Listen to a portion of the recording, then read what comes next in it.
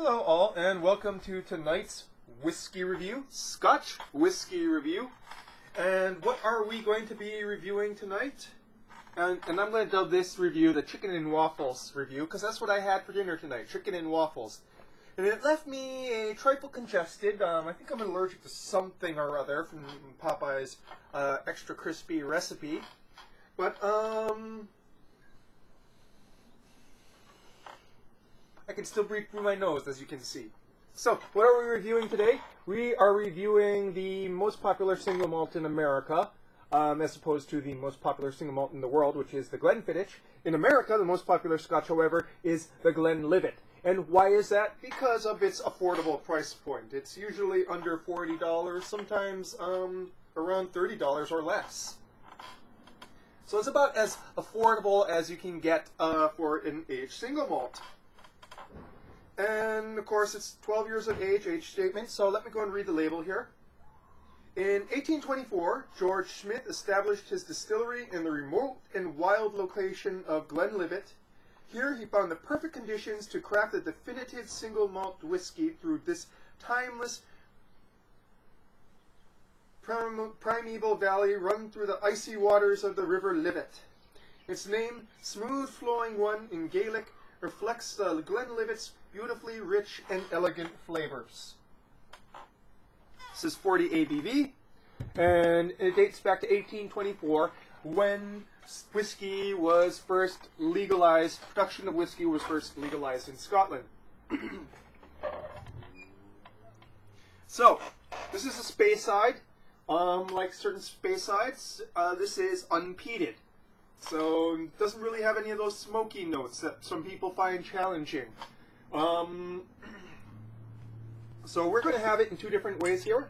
I have it on rocks, which I'm going to go and empty a little excess water. And we're going to have it straight.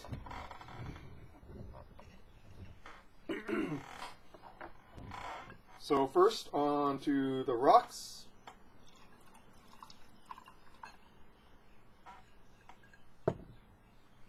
Give it some time to chill. And then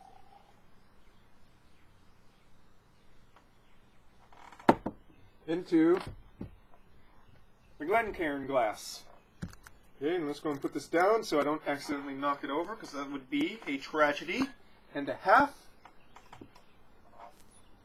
So, coloration is a golden yellow with some touches of orange to it.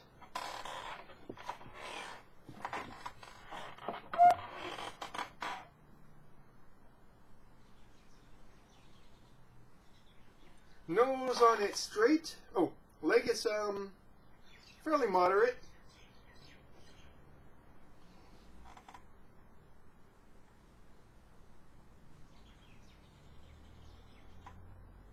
Nose is floral, somewhat malty, cereal notes.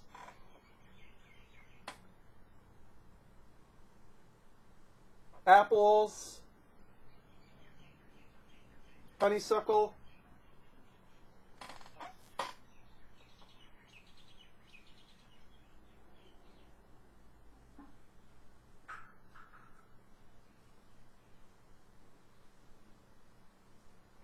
Maybe a touch of pears as well.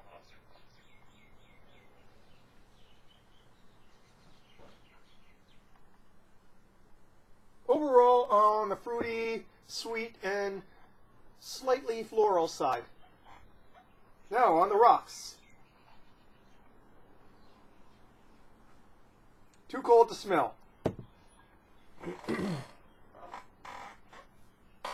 Okay, let's go and see what it's like on the palate, straight.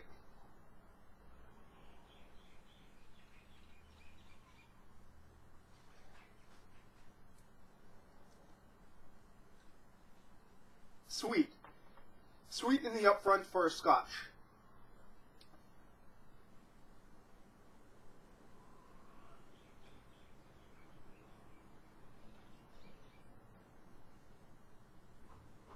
Those fruity notes up front, which transitions towards a sort of woody finish, with lingering sweetness on the tongue.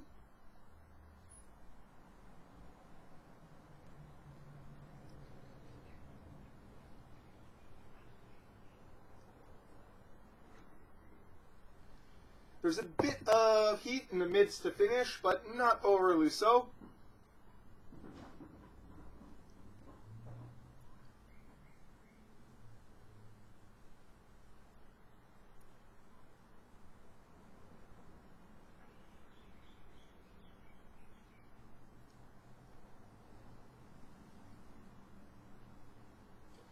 Not an intense amount of complexity, but just a very nice transition from sweet into that sort of woody finish.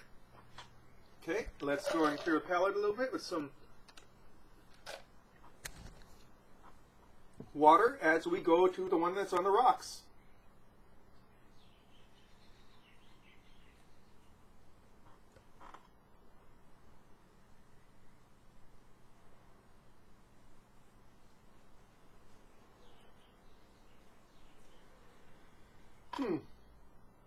Fairly sweet, incredibly smooth on the rocks, but really lacking any sort of dimensionality whatsoever.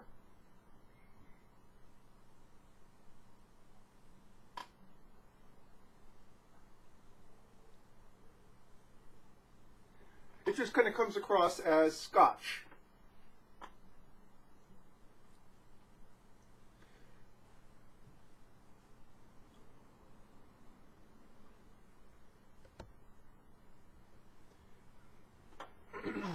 Considering the price point, this might make for a good Scotch to use in cocktails in case you're short of blended Scotch whiskey.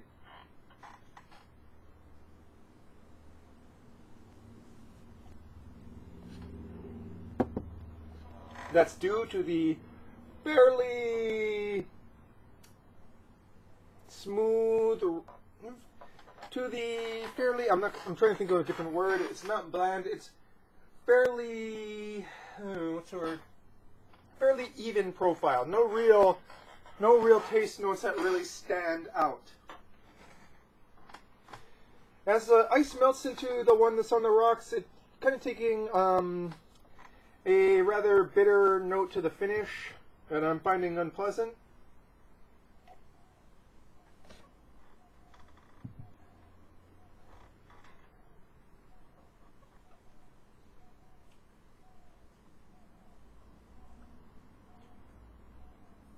Might need something to just go and leaven that out with, I'm not finding it too pleasant just straight on the rocks, but then my ice melted very quickly because I live in Hawaiian summers here, so that's that.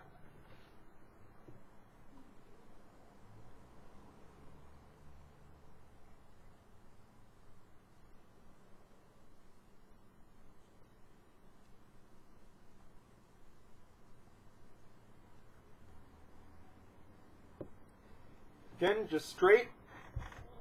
You have like that nice fruity sweetness up front, kind of slightly evocative of apples or pears. That goes to a sort of woody finish with the lingering sweetness on the palate. Again, not too much in the way of very distinct taste notes, but just pleasant to drink and probably worth the price point in if you're thinking in terms of single malts.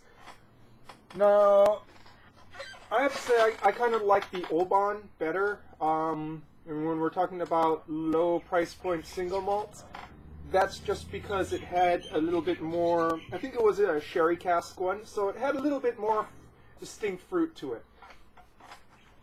This one just pretty much tastes like it's been aged 12 years on oak, and that's all fine and good. It's a sippable whiskey.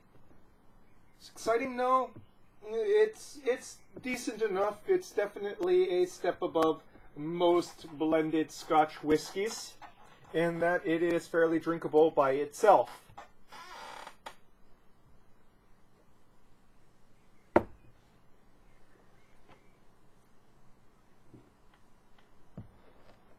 So folks, that was your Scotch whiskey review for this evening. My chickens are out there being entertaining, walking around, grazing, browsing, feeding, doing their thing. And yeah, looking forward to the next review. It's going to be kind of something different. It's going to be a craft light lager, if you can believe that. Okay, that's your whiskey review for tonight, folks. Cheers and slante.